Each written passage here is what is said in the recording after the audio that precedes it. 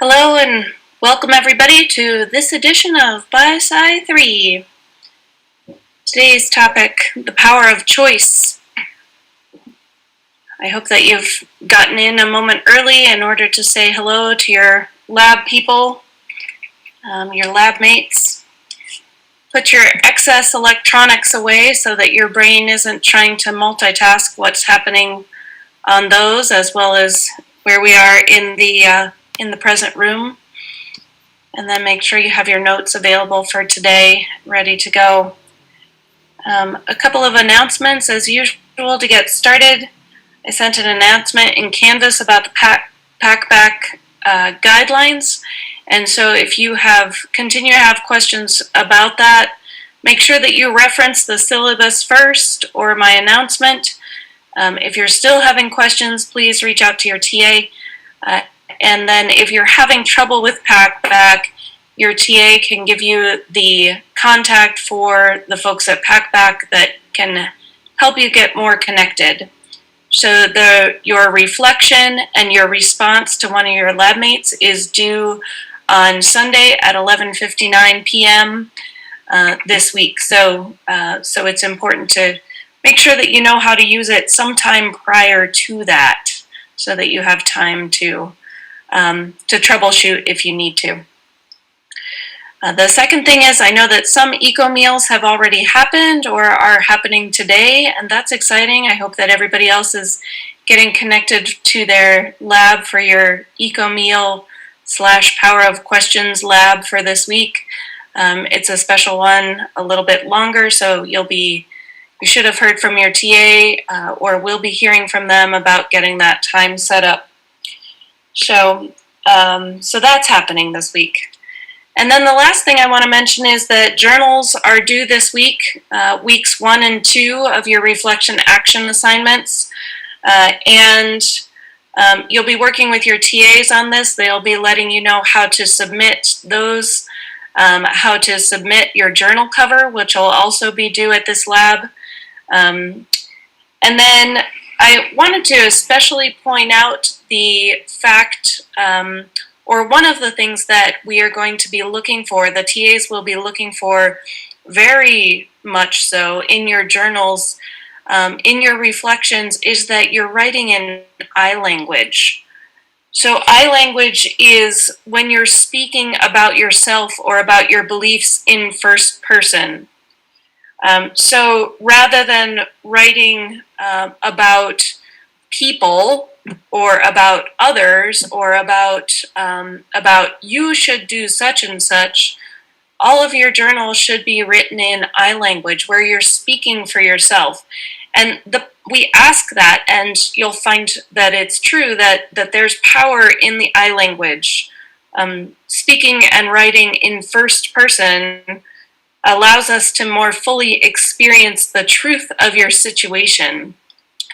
When I write that way, it helps me to connect to myself. It leads to greater self-awareness and potentially healing and growth. And so it means that if you're speaking in I language, it means that you're owning what you're writing about. It reinforces your responsibility for our choices. We're going to talk a lot about that today. So by writing in I language, I get to see the responsibility of the choices and the actions that I'm doing, and it reinforces that I have dominion over how I think and respond. We're going to talk a lot, obviously, today, the power of choice, and writing in I language is a way that we see our choices sometimes even more clearly. So when I say the phrase, people need to take responsibility for their actions, versus I need to take responsibility for my actions, there's a difference in the power of those things. Saying people need to do such and such puts it all out there, puts all of the onus on other people instead of calling out myself. And so if you listen to yourself, to other people in everyday conversation, you'll see what I mean about how common it is to speak this way about people need to do such and such, or you need to do such, and when it's really people I should speak for myself, and therefore I can take responsibility for my actions. The only person that I have control over is me, and so finding that power in your writing is what we're hoping that you can do. So paying attention to the words that you choose in your journals is going to lead to some good connections and discoveries for you. And so your TAs will be coaching you, but I thought that having a little glimpse into that before we get started or before you have to hand your journals in might help you to see some of that. So now we're going to take a quick look back at what happened on Monday and thinking about dualism. This question, what is half of 8, seems like such an obvious question. Half of 8 is 4, right? And we all know that. So, but that's in a dualistic way of thinking. It's the simplistic, it's the obvious, it's the very core of that, except that there are other ways of thinking about it. Just like if we try to realize other ways of thinking in dualism, we can split 8. How could half of 8 be 0? But if we do that, if we cut 8 in half this way, then yes, half of 8 is 0. Or how do we get this? What happens if we split 8 this way, and then we end up with a 3 and a funky E? So half of 8 can look like that. And what if we split it this way? Then half of 8 can look like a W, or it can look like an M. And so what appears to be a simplistic question ends up, if we are able to use our creativity, then it could be lots of different things. And so how about even more, not to belabor the point, but could half of 8 be 6? Half of 8 could be 6? Really? So Roman numerals. So half of 8 could be 6. Or half of 8 could be 2 in that case. So the creativity that we can live our way into when we realize our dualistic thinking and that there are other choices. What if we do this? What's half of 8? Leftovers! So half of 8 can be lots of different things. It doesn't have to just be 4 when we let ourselves out of the box. So the direct awareness of our own built-in bias, this is something that scientists are working on all the time, is because we all have biases. But if we are aware of those biases, then we can reduce the impact of them on how we see the world. So if we can do that, then we have the choice to acknowledge and manage our biases or our dualistic thinking, or we can deny and ignore our inner voices. So being able to transcend dualism, moving beyond that dualistic thinking, means that we can become inherently powerful and creative and free in our thinking and understanding of ourselves and other people. We looked at this quote last Monday, the only thing worth learning is how to unlearn. Byron Katie, it leads us to personal freedom and connection in ways that can be very surprising. And so we're going to continue diving into this today with this class called The Power of Choice. Because every single day we face thousands of decisions, both major and minor decisions. So it could be anything from whether to eat that chocolate cupcake, or when to pursue a new romantic relationship, or when to change careers, or when to drop a class. These are decisions that we make or are faced with on a daily basis, lots of different ones, from simple to complex. So think about being in the grocery store and the options that are available. So you may have gone in with a list, either an actual list or a mental list, of the things that you need from the grocery store. The very basics, the cereal, the milk, whatever it is that are your basics.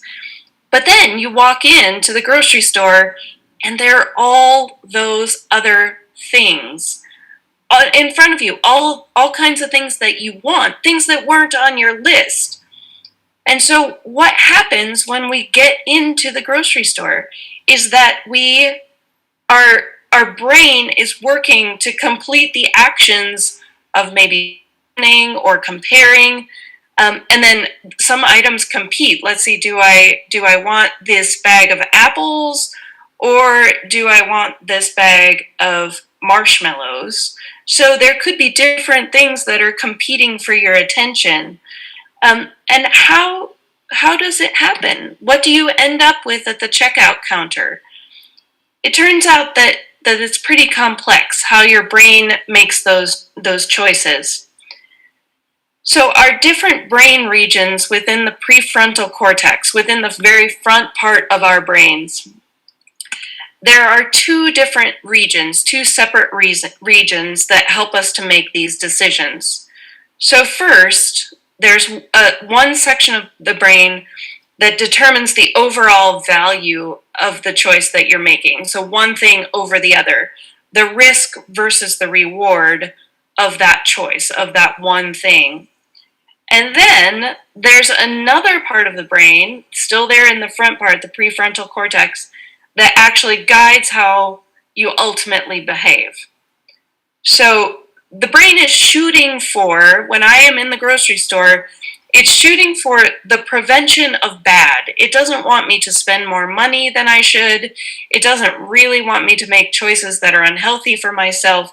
And it's also trying to elevate the things that are good. So it wants to prevent the bad stuff, and it wants to promote the good stuff. So all of that comes down to, in that grocery store example, how much money are you willing to spend? How much time are you going to spend in the store? How many calories do you want or need to consume? What is it that you need from the store, really need? And so our brains go through this pretty intense process of balancing those things. And yet, there's even more to it than that. It's not that simple. The brain is not trustworthy on its own, by itself. So we sometimes make decisions based on too little information, or maybe that we've set some expectations, or maybe that none of the options meet the criteria. If I'm searching for a salad dressing that has all of the, that it's healthy, it's low calorie, whatever that means, and then if you are going to make a choice that is going to be good for all the, it's going to meet the budget as well as all the other things. Hey, can you hold on just a minute? Sorry.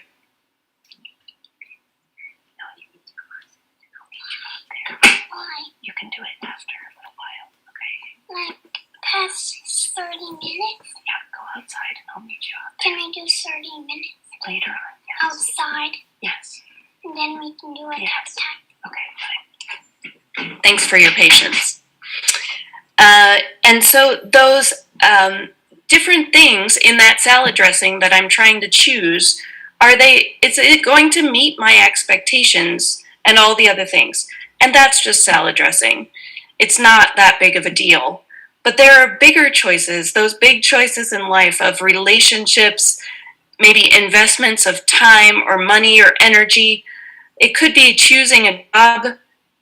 And so some of us, including me, I spent a lot of my life making lists of pros and cons. I'm a list maker by nature. And so I would list out the things that I could think of that would be the pros to something that I wanted, like the college that I was going to choose. So I would list the pros of the choices, and then I would list the cons, and then the one with the most pros, I just chose that. So all based on things that were happening in my head. And yet, I got to the college that I want, or that I actually chose, and via my pros and cons, and I realized they didn't actually have a major that I was excited about. And so I wanted to be a park ranger, and I went to a small liberal arts school, and I couldn't study park rangering at this little school, so I had to be a biology major. And that caused me a lot of stress because of the choice that I had made, or the decision that I had made based on my pros and cons list. So it's likely that if you do a pros and cons list, you're not going to be satisfied because you're not harnessing your full body intelligence. You have all sorts of equipment. I have all sorts of other equipment that help me to make choices. So what do I mean by other equipment? So your gut contains a second brain. It's the enteric nervous system that lines the gut and contains 100 million neurons, which is more than your spinal cord or the peripheral nervous system. Not more than your brain, but it is second to your brain. So this lesser known nervous system in our gut has direct communication with our brains. So those phrases that go with your gut, or you have a gut reaction thing, that's what this is. It's because this nervous system in your gut is helping you to feel, to make choices, to sense the world around you. So this enteric nervous system relies on the same types of neurons and neurotransmitters that are found in the central nervous system. In addition, the gut and the brain communicate through hormones as well as through your immune system. So for example, when the fight or flight response, which happens through your central nervous system, is triggered, the enteric nervous system responds by slowing down or stopping digestion so that the body's energy can be diverted to the situation that's causing a threat. So what that looked like as early humans was that there was a predator, say a tiger, that is threatening, and I need to either fight or I need to flight. I need to run away. And so making that choice, my central nervous system and my enteric nervous system work together in order to make that choice. It doesn't want all of my energy to being diverted to my gut when I'm trying to make a choice about whether to run.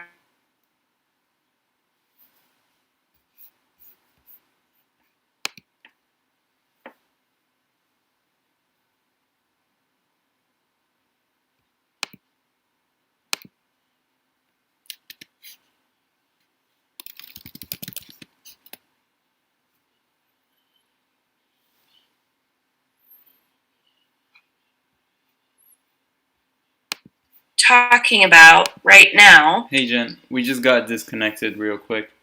Can you go back one slide? And I think just a couple of seconds. Yep, you bet. So talking about the connection here, the fight or flight response that happens between the central nervous system and the enteric nervous system, it helps us to figure out, actually without really thinking about it, what our body needs to do, our energy needs to be directed. So stress responses and joy responses affect our whole bodies because there are these connections. So there are many parts that are connected in this system. So they're connected through the vagus nerve. Vagus is Latin, it means wandering, and it's because this is the longest nerve in your body. It's the only cranial nerve. It comes down from the base of our brains, and it continues on down. It's the only cranial nerve to extend beyond the head, and it's connected to heart, lungs, and many, many parts of the digestive system. It runs all the way through the body, and what that means is that whatever's happening in our head can then affect the changes in our heart rate, our blood pressure, the rate of our breathing, and our digestion, all through this vagus nerve. So again, we have these common phrases in the English language like it pulled on my heartstrings. When you see something that makes you makes your heart beat faster, it makes you get excited, or open your heart to others. So we can unlock this amazing tool just by knowing about the vagus nerve. We can kick it into action and connect all of these pieces to feel more balanced anytime we want to. We can use all of our equipment on command, essentially. So let's try it. This is a piece that Pedro taught me last evening, and I think it really fits. So I want you to put your feet flat on the floor. Close your eyes. If you are more comfortable turning off your camera for this, that's fine. And then come back to us in a little bit. But close your eyes and start tuning into your breath. There's no way that you need to change your breath patterns. Just paying attention to what's happening in your body.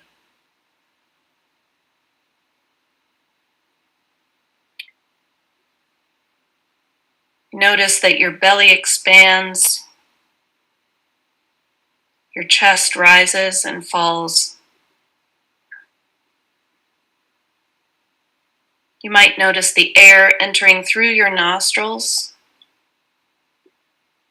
as you breathe in.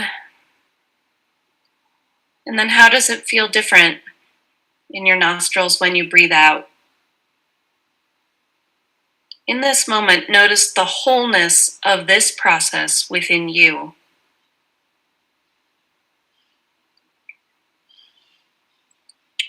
And then tune into your mind's eye and prepare yourself to engage your imagination.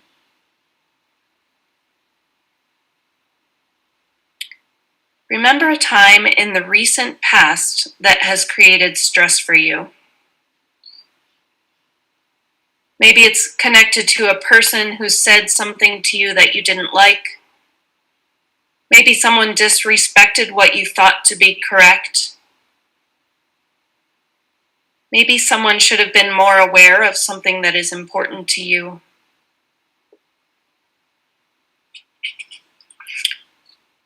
Let that memory become alive to you in your mind's eye.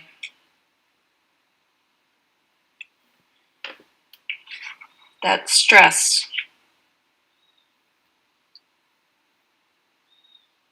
Imagine it clearly. And then slowly shift your awareness to your body. How does it feel in your chest? How does that stress feel in your throat? How does that stress feel in your heart? How does it feel in your gut?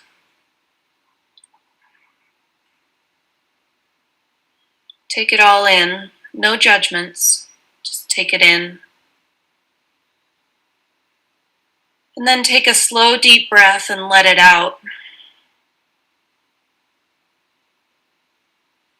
And take another slow, deep breath. And with the release of the breath, let that memory go. Release the tensions from your body. There's no need to get attached to it. This is just a memory created within you, by you. Just breathe.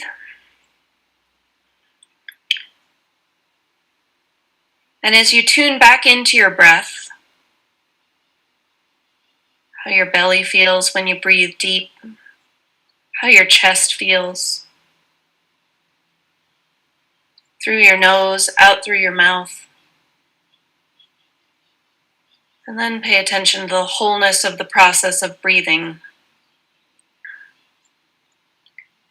And now bring your mind's eye to a memory of something that happened recently that really brightened your day. Maybe you saw a cute dog on the street. Maybe you got to catch up with a friend that you haven't in a long time. Maybe you got to talk with somebody that you love on the phone. Maybe you were even able to hug someone after months without touching anyone. Let that memory of joy become alive in you, in your mind's eye. Imagine it clearly. How does it feel? Slowly shift your awareness to your body. How does it feel in your chest, in your throat? How does that joy feel in your heart and in your gut? Take a slow, deep breath and let it out. Take another slow, deep breath. And with the release of the breath, let that memory go.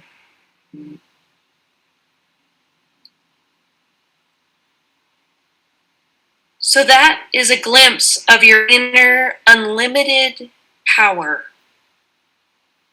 your inner alchemy. You have just experienced your ability to use your equipment, all this equipment that's all within you. Taking this time for the breath stimulates the vagus nerve and helps us to calm and center. Humming and singing, washing your face with cold water, smiling, hugging, those all calm our stresses by calming the action of the vagus nerve, by bringing it together. And so let's explore one more step in these connections. So the first step is that we have this brain. You know stuff. This is the logic, the reason, the answers, the knowledge. It's useful when you need to know the correct answer for something. Then there is feeling, what you feel in your heart. The feeling of love. This is your native self, right in your core. This is useful when you want to express yourself or pursue the unknown, if you're exploring. And the third part is that you intuit. You use your instincts, your past experience, your nervous system responses, and this is useful when you need to make a choice or solve a problem without complete information, is that you're able to intuit. These connections are hugely powerful in our bodies. So our emotions, they're all connected. Our emotions, as you know, affect our gastrointestinal working. So if I am nervous or anxious about taking a test, then I get butterflies in my stomach. I feel queasy. I feel anxious. I start shaking maybe. So my emotions are directly connected to my body. And vice versa. If my body doesn't feel well, if I feel ill, then my emotions are not going to be on track either. Similarly, our mental health, our brains, affected by gut wellness. So I know that on days that I eat something that doesn't agree with me, I know that I'm not thinking as clearly. So let me explain this through the example that Stanford neurobiologist Robert Sapolsky uses. He says that chronic stress does lousy things to people's brains. We make ridiculous, stupid decisions during times of stress. Judgment, impulse control, and emotional regulation go out of whack during times of stress because of the effect on the frontal cortex. And recent findings show that when we are stressed, we are less empathic, less compassionate, and less capable of seeing someone's perspectives. We know, science tells us that it's good for people to get stress under control because there will be fewer cases of hypertension or diabetes. But ultimately, a big reason of getting stress under control is that people will be nicer to each other. So, one more thing, stress is more likely to show up as if I feel I have no control over what's going on, no predictive information about what stress is coming, how long it's going to be, and how long it's going to last, and when I lack outlets for frustration caused by the stressor, and lack of social support. Hey, does that sound familiar at all to what we're doing right now in this time of COVID-19? The unfamiliar, the stress, we don't know how bad it's going to be, we don't know how long it's going to last, and I don't have any control over it. But the one thing that I can manipulate during these circumstances is my social support. Social support is such an effect, and it's the most powerful one. It's not about having loads of friends and acquaintances. It's just about having a few really good ones. So how we handle stress right now affects how we react in the future. And the future could be minutes from now, days from now, or years from now. We handle stress now.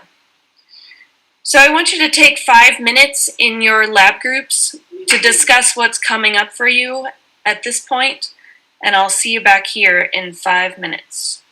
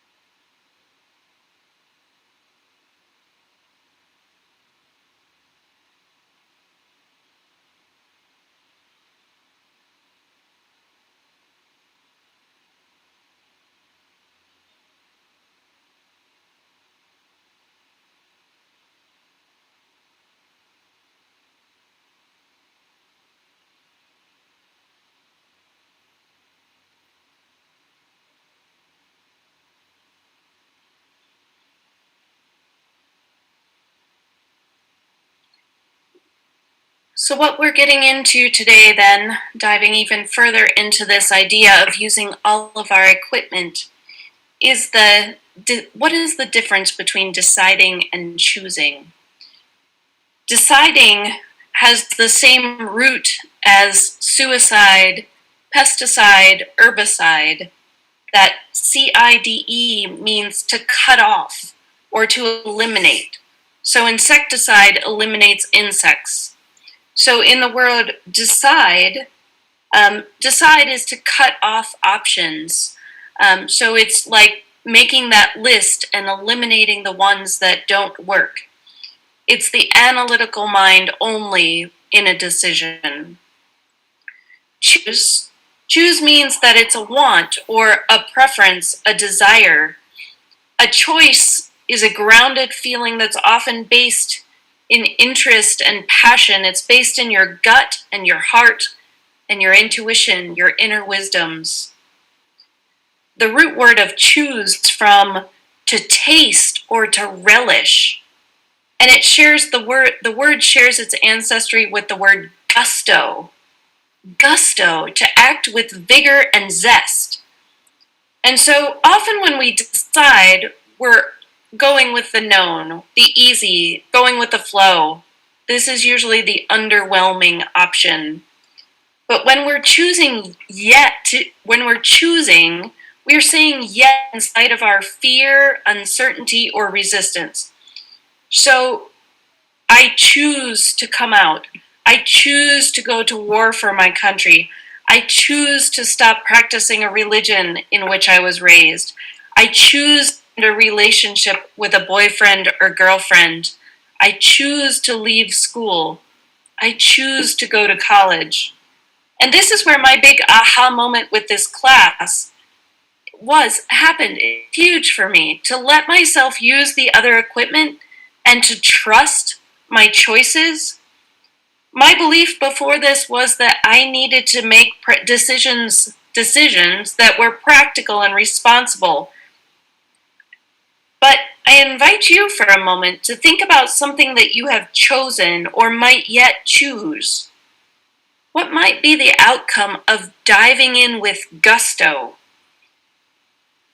If you feel so inclined, you can drop a note in your lab in the chat, a choice that you are thinking of. Could be a conversation for your eco meal as well. So what happens when we choose? Do you think that this class will be a good way to spend your time? Hope that this class will be a good way to spend your time? Or do you choose that this class will be a good way to spend your time? Can you feel the difference? Thinking is all in your head. Hope is all in your heart. And choosing, though, is all of your equipment. It's the embodied and brave way. So, are you showing up lifeless, underwhelmed as we come to Zoom on 2:30 on Mondays and Wednesdays? Or are you showing up with commitment and energy, with an open mind, feeling empowered by having chosen to embrace this opportunity? And I realize this isn't just about BiSci. This is about decisions.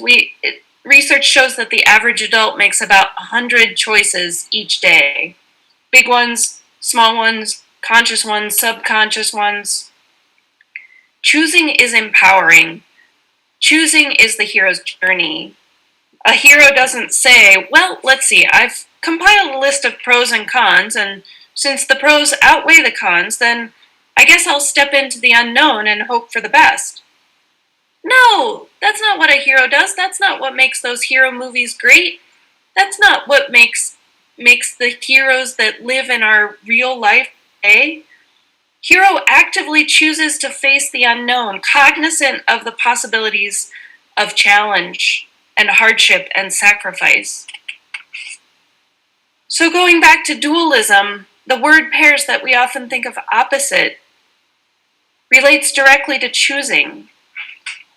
Remember back to the meditation that we did just a little bit ago. Choosing, you have the choice, your unlimited inner power, your inner alchemy the ability to release different chemicals within yourself by choosing. You experience the release of different chemicals within yourself by choosing, by using all of your equipment. So I wonder, how can intentional mindfulness shift how you respond to life around you? How I respond to life around me? Could it be possible to choose what kind of inner processes happen within us by slowing down and paying attention to the processes? So we can make a choice how we're going to face dualism, how we're going to shift our head and our heart and our gut so that we might be able to see things differently. Shifting our story and our beliefs, we can choose to change dualism. We can choose to move from either or to both and. So we offer you this.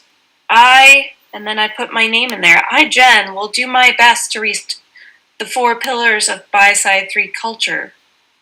It's about choosing BiSci. It's about owning the experience. And as I said, it's not just about BiSci. That's just my example right now. I don't want you just to love this class because we tell you to love this class. But I want you to see that you have power to direct the course of your learning by making choices that use all of your equipment. Destiny is not a matter of chance. It's a matter of choice. It is not a thing to be waited for, says William Jennings Bryan. Write this down. By choosing, I am, and you are creating your future, defining your reality. I am, and you are determining your destiny. Choice is the operating system of our lives. Our beliefs, more than anything else, determine our lives and our destinies, and we get to choose our beliefs. So we're going to take 5 minutes and talk about this in lab. I'll leave this quote up on the screen for your reference.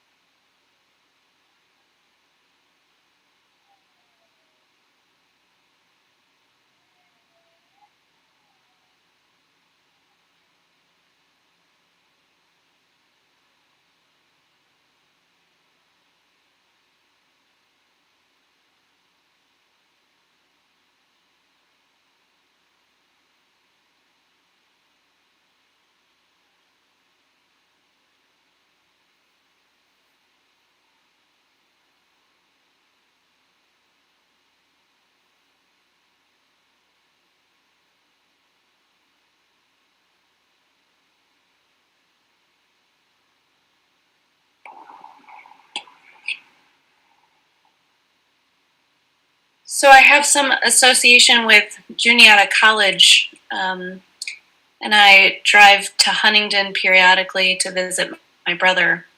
And this is what's on the banners in town, in Juniata, in the blocks where Juniata is. It says, think about who you are. Who is the person that you want to be, really? What would happen if we considered the fact that we are our choices?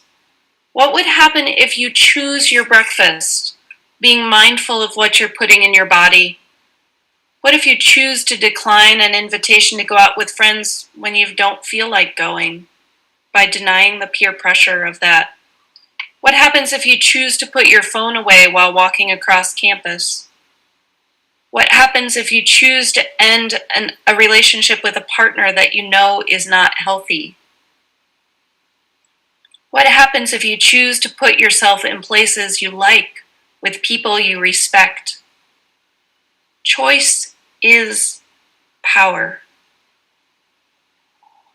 Use all of your equipment. Thank you. I hope that you have a beautiful day.